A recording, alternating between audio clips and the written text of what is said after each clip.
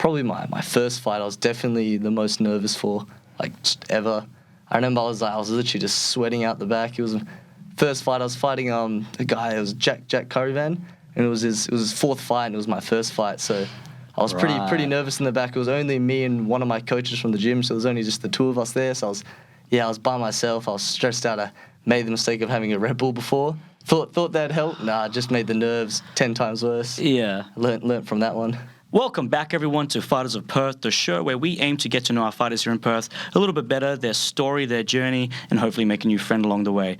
My guest with me today is Iskander Urbisinov. Sorry, man, if I butchered that, Nah, it's all good. Perfect. Perfect? Oh, awesome.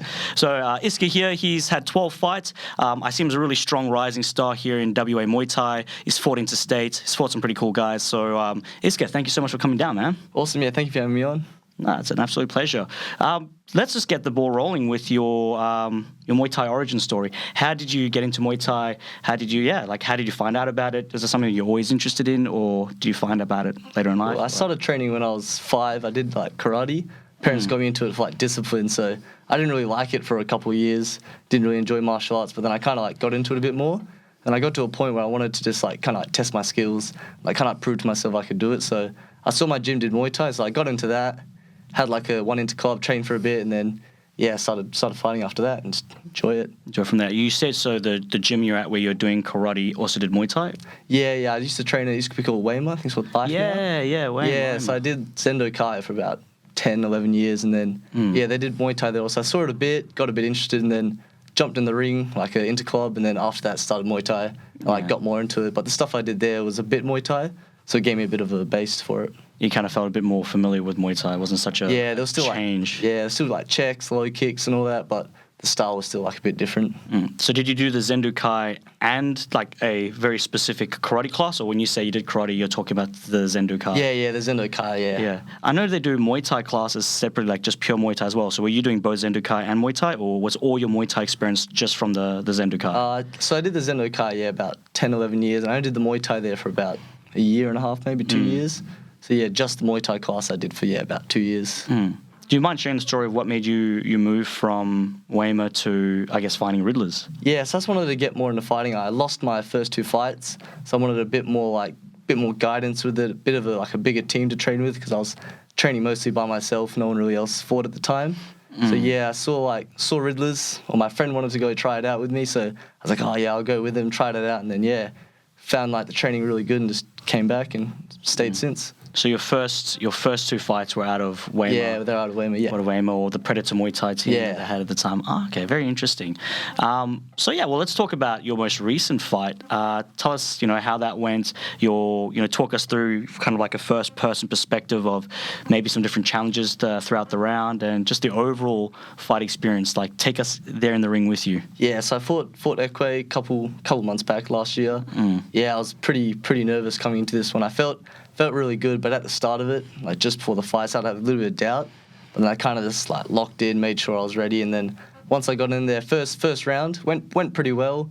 I didn't throw enough, I found, but I was still didn't get hit much is what I wanted, and I was kind of starting to get my range a bit. And then I found that it didn't hit as hard as I thought he would. So once that second round started, I had a bit more confidence and just picked up the pace. Second round was pretty good because I just kept it more range. I threw a lot more. So I found I was landing a lot better, and then I made some small changes, like not staying up against the ropes, kind of like when he goes southpaw, throwing that right kick, when he's orthodox, throw that left kick, and then just throw more teeps. And then once that round was finished, third round, I felt like pretty fit for that one because I trained quite a while for that. So I felt great coming to that third round and had the confidence because I finished the first 2. I was like, try to finish it strong. So I just kept doing what I did in the second round, but I just tried to do a little bit more, me adding on like an extra kick or just like throwing a bit more in between. And then just did that till the end of the round. I noticed your fights, you throw it a lot, very, very kick heavy. Is that something someone can always expect to see when you when they watch you fight, or is that something that you just do? You did in your most recent fight? Oh man, I love body kicks. I love teeps. I love just spamming those. I do them every fight, especially like my left kick. I love, but my whole game plan's all about just trying to score with those kicks and keep them at bay. I love. Favorite thing's probably body kick. Body kick. I was watching back one of your fights, and I was like, man, he loves that left body kick. So it's funny you mentioned that. I was gonna actually mention that. you mentioned obviously having a bit of doubt going into that fight. What was it that you doubt? Was it his power or? Yeah, mostly his power because he had 8 fights and out of his 6 wins, 5 of them were by knockout in the first round, I'm pretty sure. So I was a little bit nervous coming into that, but I thought to myself, just like as long as I keep to my game plan, I should be good. And just before I went out, a little pep talk from Bao. My Thai trainers told me about having the heart to go out there, just being like starts in the heart, be strong, and then gave me a bit of that confidence to go out. But Bao, he's been there for a while now, but you probably started training Riddlers before Bao came and joined the team. What's something that he's really added to your Muay Thai game since training there? He's taught me just to be strong a lot, so kicking me hard and all that, making sure that my feet are always planted, they're always strong, and then instead of being a bit tricky and moving back, holding my ground, he's worked a lot with me and just throwing nice and quick off that. So he's really worked my jab a lot, my teep, and just making sure I'm not moving back too much, because that's what lost me a few fights. You're fighting on the back foot a lot? Yeah, so moving back too much, maybe waiting a bit too long. So he said, be a bit less tricky, just stand strong and throw more. And that's helped me quite a bit. Yeah, no, interesting, man. Other than strong kicks and teeps, what else can someone expect to see when they come and watch you fight? Knees also. Knees? Yeah, I try. Yeah, so teeps and body kicks my main weapon, and then I try to get those knees and elbows off when they're a little bit closer, a bit more my damaging shots. But yeah, they're a bit harder to throw for me, I find, just because they're a bit shorter. So I try to work on that a lot. You like to use your range, because obviously you got a bit of height for your division. Yeah. Bit too tall for some reason. Yeah, no, that's good. I think it's such an advantage when you got that range and height, and you know how to use it. Yeah, definitely. Yeah, I do like staying long, everything, jab, teep, body kick. That's mainly what I stick with, and then they get close. Yeah, knee, elbow, and then step back and reset. Yeah, that's cool. You got nice long range weapons, and they get close. You got those knees. So plan for everything. Yeah, that's awesome. So. Almost a year ago, you fought, I think it was Jay Fletcher for the WMC state title. Yeah. You just came a bit short, with that fight. But since then, I think you've gone on to win 2 more fights since then. So do you feel like you're ready for another state title shot? Yeah, I'd be definitely keen to go for it again. I'm just always ready. I'll take whatever fight comes. And definitely keen to have another shot at the title and clutch it this time. Yeah. Well, what was something that held you back, or I guess that made you fall short in that fight? And what's different now from then? Yeah, so a few things I found I did wrong was moving back a bit too much, and then that caused me just to miss a few of my shots. And then also he caught my kicks quite a bit, which cut me short. So I'm trying to work a lot on kick defense also since then. And then also I threw a bit too many of my shots a bit inaccurate at the start, and that messed up the bottom of my shins. So I found in the later rounds it was really starting the damage was really building up. So I'm trying to work also being more accurate, try not to hit with the lower foot or the shin, the lower part of the shin. Yeah. So you don't want to be hitting with the lower part of the shin? You said you want to be... Yeah, so try always get the middle of the shin for me, something high up, because I find my shins do hurt in the fight. So I find the higher it is on the shin, though, the better for me. Usually I don't feel it. No, that's fair enough. So you actually feel it during the fight? Cause I feel it all, yeah. Yeah. I feel I check the first kick and I feel it already. But yeah, it depends on the fight. But yeah, I had a couple of fights where I just felt every check, every kick. That sucks. Yeah, usually the adrenaline's enough to make you not feel it in the moment, and then kind of after the fight, it usually all kicks in. But you say you just feel. Oh yeah, I remember one time I thought to myself, I don't feel like I have much adrenaline, and then I checked the first kick and I was like, it's don't have much in me. Just have to push through the pain and get the win. Yeah.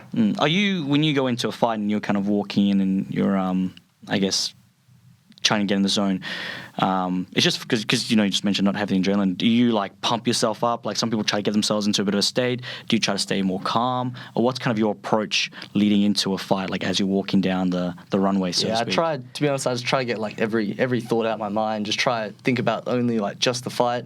Usually I'm a little bit always nervous. Usually, especially when I go out there, it builds up. But just trying to, it doesn't matter how I feel. Just focus on the fight, block everything else out. Yeah, that's usually every time I go and just try to zone in as much as I can, think about only the fight. No, that's good. That's smart as well.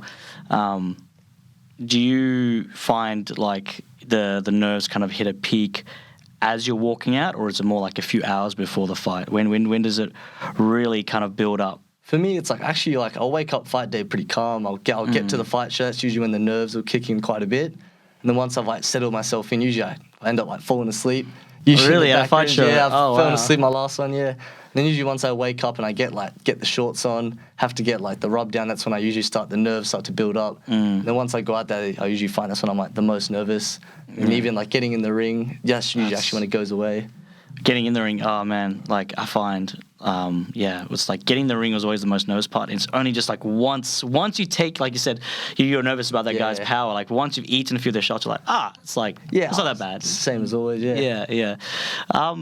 What's been the most nervous? Like which of your fights have you been the most nervous for and why? And which fight have you gone in feeling the most confident for and why? Probably my first fight, I was definitely the most nervous for, like, just ever. I remember I was literally just sweating out the back. It was first fight. I was fighting a guy. It was Jack Curryvan, and it was his fourth fight, and it was my first fight. So I was pretty nervous in the back. It was only me and one of my coaches from the gym, so it was only just the two of us there. So I was by myself. I was stressed out. I made the mistake of having a Red Bull before. Thought that'd help. Nah, just made the nerves 10 times worse. Yeah. Learnt from that one. So your first fight, and he had 4 fights. I wonder how that matchup happened. It was just, 3 fights, going into his fourth, and then I think because I had a lot of experience with the Zendo Kai, they thought like I might have had like a bit more experience. It didn't actually turn out too bad. I felt it was close. I definitely won that fight, but I felt like I was able to at least like show some of my skills. So I wasn't completely outclassed, but I could feel that difference was a lot sharper, a lot quicker, definitely fitter than me. Yeah. When you say experience with the Zendo Kai, did you do like tournaments or anything like that? Nothing like that. So your first fight was like your first actual experience in a competitive setting? My first time being at a fight show was for my first fight. Wow. My first time watching a fight, was that day when I went there. That's full on. Did you do any interclubs before the fight? I know like now you got interclubs and you got your development fights and then you got your actual fights. Did you have any of those kind of we had it was called phases? Like a gym show, very similar to an interclub. Practically the same thing, but I found like people went quite a bit harder than interclubs. Yeah. So I had 3 of those before I had my first fight. So I ended up getting pull-outs, so I kept like just doing an interclub instead, and then like trying to get matched again. And I did that for about like a year, just interclub and then fight, or no, interclub and then train and then back to it again. Yeah. Okay, interesting. It's shows a lot of like I guess good mental fortitude because you mentioned that you lost your first 2 fights. Yeah. So I think. For a lot of people, if they lost the first 2, like, okay, this isn't for me or whatever. So what kept you going where others might have just given up? Like, what did you tell yourself? How did you, like, tell yourself, like, no, I'm gonna make this work? Like, how did you stay in the game, I guess is my so question. obviously, like, straight after the fight, you feel down, you think, is this for me or not? But then after that, I wanted to keep going. I really wanted just to prove to myself that I can do this, can be good at this. And, that's what kind of kept me going, just wanting to, like, prove that I could do this to myself. And know that I can do it. So just try to keep going with it. Try to stay confident. Something made me just keep wanting to go with it. Was fighting something that you had thought about for a long time? Like at which point? Because you talked about you didn't really like doing the karate. Like you're kind of like a lot of kids kind of forced into it because the parents see the benefit. At what point were you like, I want to take this serious and I actually want to compete? Like when did that switch happen? You know what I mean? Yeah. So. To me, it was kind of like, I don't know, it was like over a while, I just training kind of felt a bit like pointless, like you're training all these things, but like, when will I actually get to use this? So I got offered to the interclub because I think I brought this up, and they said, try the interclub, something to work towards. So I did that, and then I was really scared of fighting at first because I thought it was no shin pads. That's actually like one of the things that stopped me when I first wanted to do it. So they're just thrown straight into there, no shin pads. I got told you get shin pads, and I literally said, I'll do a fight then. Yeah. Yeah, that's how my first one went, yeah. So wait, okay, so you were unsure, and then once you found out that you get shin pads for your first fight, so is that what was holding you back from moving from kind of doing interclubs to a fight? Is that you thought you were going to go straight into... Yeah, literally, I thought it was like very like straight, full on. I didn't know if I could do it, so I kind of did those interclubs at first, and then I kind of learnt about that. And I literally like a few days after I asked to have my first fight. Bit of a funny reason. Yeah. Well, obviously now you're out of shin pads now. Like, has it been a huge difference? I think mentally when you're like, I guess before your first fight, how was that actually? Tell me about that. When you knew that you're going to go from having shin pads to no shin pads, was there a bit of like crap kind of moment, or were you like by then you're kind of used to fighting? Yeah, I was keen to get them off heaps, to be honest. Because I kicked quite a lot, so I knew that getting the shin pads off would just be a pretty good advantage for me. Be able to kick harder, make it harder to catch. So I was really keen to get them off and definitely prefer it. Did you feel like there was much of a difference in the pain, or do you feel like it was just pretty much the same, maybe just felt a little bit more? Yeah, a little bit more. I found kicks definitely hurt a lot more, but I hadn't been kicked too many times. But the kicks definitely I felt quite a bit. And also just kicking someone, if you mess it up, hit your foot or you hit their elbow or something, you definitely feel it. You got to be like accurate with it. Yeah, make sure don't hit the elbow, don't hit like their knee or something. But yeah. Yeah, no, that's 100% true. And like I think when you're sparring with shin pads, as great as that is, like you can kind of you lose that kind of sense of touch because like you got the padding, so you get comfortable hitting with your foot or like that kind of that space in between your foot. Is it your instep or between your foot and your shin? Yeah, that's like that worst spot where you kick people with your when you get them on the elbow. It's like you kind of get away with the shin pads, but the moment you take those shin pads off, you got to be so accurate with the blade of the definitely. shin. Yeah. Who is someone that you look up to in the Muay Thai scene within Perth? So it has to be a Perth fighter, someone that you look up to and you're like, man, I got a lot of respect for this guy. Like, I look up to, like, I like their style, I like how they fight. Someone that you got a lot of respect for, but they can't be from Riddlers. Oh. They can't be from Riddlers, and they've got to be from Perth. Right. Who is it and why? What is it about them? Love watching a lot of fighters. I'd say, wow, that is a hard one. Probably ones I've watched maybe. Can it be like? Has to be a Perth fighter. Has to be a Perth fighter. Maybe one of they used to live in Perth. Does that count? They used to live. Oh, you're gonna say. I think I know who you're gonna say. Yeah, Max. Yeah, Mexican. He's got a really nice style. Yeah, I definitely like his style. Even though he's like southpaw opposite to me, I like that base of how he stands, like how he's really slick, how he fakes. And then like I've seen him fight before. Obviously, cornered against me for my first fight. So how was that? Didn't hear him before that, but once I I fought against Beastmasters, or the Three Lions they used to be called. And I saw him, kind of was a fan of that after. And like he's a bit of a fan of me. Like sometimes like posts me a bit or something, I'm like, that makes you feel good, Yeah, it's on your respects you and what you've done. Yeah, definitely want to like try and emulate his style a little bit, just like how he's slick and he used that left kick really well. So slick, yeah. Yeah, I want to try that. Like same thing with me, just with my right side, He, I think it was the last one he was fighting in Perth, he was fighting a Thai, and it was a good Thai as well. I can't remember who it was, but it was just Payak. I think it might have been. Yeah, it was such a good fight. It was the one that they were in the. It was like that car lot. Was it? No, it wasn't Muay Thai Grand. Maybe it was Domination. Remember the one I'm talking about, where it was it was a car lot. Oh, the car dealership. Yeah, the car dealership was in there. Were you at that fight? No, I didn't go to that one yet. So classy, man, and like it's weird seeing him fight like when he was in Perth as like a little boy, and then he's just he's so good. But this episode isn't about Max McKibber.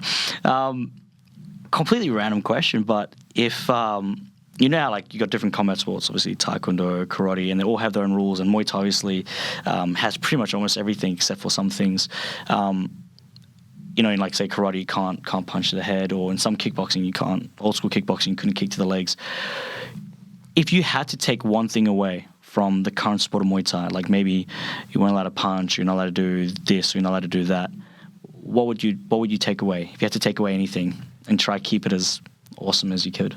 Like take away like a part of Muay Thai? Yeah, just take away a part of Muay Thai. It can be something small, it can be something big. What's something, I guess, that you'd be not okay with, but yeah, if you had to remove any aspect of Muay Thai, what would it be? I wouldn't mind taking away the kick catches, maybe. Obviously, they're a big part of the game. Obviously, I like them, but it would just help my style, I guess, or something. I guess when we're talking more like something that like a rule should be changed. It could be anything. It could be a rule, or it could be a technique. I think when I was originally thinking of this question, I was thinking more technique. Like maybe somebody like, all right, no, I don't want there to be any elbows, or maybe no knees to the head, or you can only do that. I would have one then. Definitely teeps to like the knee. Teeps to the knee, take that out. Yeah, I think it's a very painful thing, especially like losing your knee. That's one thing I definitely. You can obviously do it in Muay Thai. I don't mind if people do it on me, but if there's something I could take out, it's probably the thing I'm the most scared of. Teep to the knee. Yeah. That's interesting. Yeah, I think that you mean like when it's done to the thigh, like that thigh teep can be pretty safe. But I think if someone's like going at it like really full force, thigh teeps. I use them a little bit. They're good like to stop people. Yes, I don't like teep straight to the knee, like stomping ones, kind of. A bit bad. I think that there probably should be a rule against like when it's obvious that they're trying to do excessive damage with it, like they're trying to kick your knee the wrong way. Yeah, because I know in MMA I'm pretty sure it's allowed just to teep straight towards it. But I think in Muay Thai you're not allowed to strike it like straight, like try to break it, but people can get away with like pushing on it quite hard. Really hard, yeah. No, that's a pretty fair rule. I think that if you can remove anything, that's pretty good. Completely changing again. You're I saw you had some pictures of you camping recently. Oh. Are you a bit of a camping fan? A little bit, yeah. I just try to go out as much as I can. I was just on holidays from uni for a few months, so yeah, I do like going outdoors. It's pretty fun. A few of my mates have like 4-wheel drives, so it's always good jumping with them. It's one thing better than owning a 4-wheel drive. It's a friend with a 4-wheel drive. Yeah, you don't have to worry about any of the costs. You just go with them. Yeah. So is going out when you're going outdoors, is that something you've always kind of done? Yeah. I used to do like a little bit of hiking and all that. Yeah. Yeah, I don't have actually too many hobbies outside of Muay Thai. Just like small things I do here and there, I guess. But yeah, outdoors is something like hiking, camping, and all that. Yeah, I do like that. No, that's awesome. Now, I'm a big fan of camping as well, although I haven't done it in quite a while. I've got something particular in my mind. I'm not going to say who, but let's just say this hypothetical person is not really a fan of camping, right? How would you convince them, or how would you try sell camping to them? Like, why should you go camping? Why is it a good time? Try sell them on the idea of camping, because they're like, well, what's the point? I'm leaving my comfortable bed to go in a tent to sleep on the floor, on the ground. Like, what? I don't see, like we're just roughing it. How is that fun? For me, it's like just kind of escaping everything, going out, you don't even have phone connection half the time. So it's just kind of like just your friends. You don't have to worry about any of like the outside world. It's kind of just like a good like escape from things. And it's cheap. Yes. It's the usually like some good camping spots aren't that expensive. Yeah, $15-$20 a night, and you get like a beautiful place to stay. Yeah. And I agree with what you're saying with like when you're literally got no service. So even if you wanted to be on your phone, you couldn't be on your phone in some areas. Even though you miss your phone, I do like just not having to worry about anything for a day. Just going, doing whatever I want, not having to worry about like work coming up or uni or anything like that. The very I don't know, what's the word I'm trying to think. Freeing, maybe. Yeah, for sure. Like helps you to unwind, because I think we sometimes forget of like how everything just wants your attention, your phone, obviously your job, your life, everything like that. So when you can kind of just like detach for like a day, shut down for a little bit. It's very, very refreshing. That's the word I was looking for. It must be very refreshing. So it's refreshing. You should try camping. All right, for sure. Yeah. All right, man. Well, one question I always ask at the end is what my guests' thoughts are, what they think the meaning of life is, and why do they think whatever their view is the meaning of life. Does life have a meaning? Maybe they think life has no meaning. But Isko, what do you think is the meaning of life? To me, just doing what you want, I guess. Like trying to like see, with me, just trying to do as much as I can. I don't want to be someone that like I don't want to finish my life and regret anything. So I'm not too sure like the meaning of life would be, but for me, it would just to finish and not regret anything. I want to just see where I can do, like push everything. I guess to me it's just trying to, I forgot the word for it. It was like a little quote. It's kind of like just like finding like the best of yourself. Yeah. So you want to really make the most of your life, and you, like you said, no regrets when you look back. Yeah, like see my potential. I make the most of it, see my potential, and just kind of like not stop myself from doing like what I want to do. Yeah. I think that's awesome. That reminds me of a quote. I don't know who quoted it, but this kind of goes, one day when your life flashes before your eyes, make sure it's worth watching. I think that's always been an awesome quote to try to live by. So, man, it's been really awesome having you on. Anyone that wants to follow you in your journey, what's the best way for them to do that? Is it Instagram, Facebook? How do they do that? I'd say, definitely Facebook's probably the only thing I use consistently. So, Facebook's probably the only one. Instagram and all that, Not as... I'm not a very tech person with these like social... I'm not a very big social media person. I post here and there, but I'm not too good at that stuff. I get it. And actually, quickly before you go, your next fight, tell us a little bit about that. Yeah, so I got a fight coming up. I only got told a few weeks ago, but I'm fighting in May 18th on Pride in Adelaide. Nice. That'll be against Anthony Gilbert, so I'm keen for that one. I've seen a bit about him, and I'm just ready to go again. Yeah, what's your thoughts about him? Like, is there like a... I don't think you'll see this, but like a general kind of game plan or idea of going against him, or anything that you do feel comfortable sharing? He's definitely probably one of the most experienced people I'll be fighting. I think from what I've seen, just hands and low kicks, so something that I'm very used to. So just same plan as always, just keep it long, make sure I don't get hit on the head, check his kicks, and it's what I always do. Teep, body kick, knee. Just do your thing. Elbow if he gets close, Same plan as always. Oh, awesome, man. I look forward to seeing the result of that. Thank you so much for coming down. Awesome, that's all good. Thanks for this. My pleasure.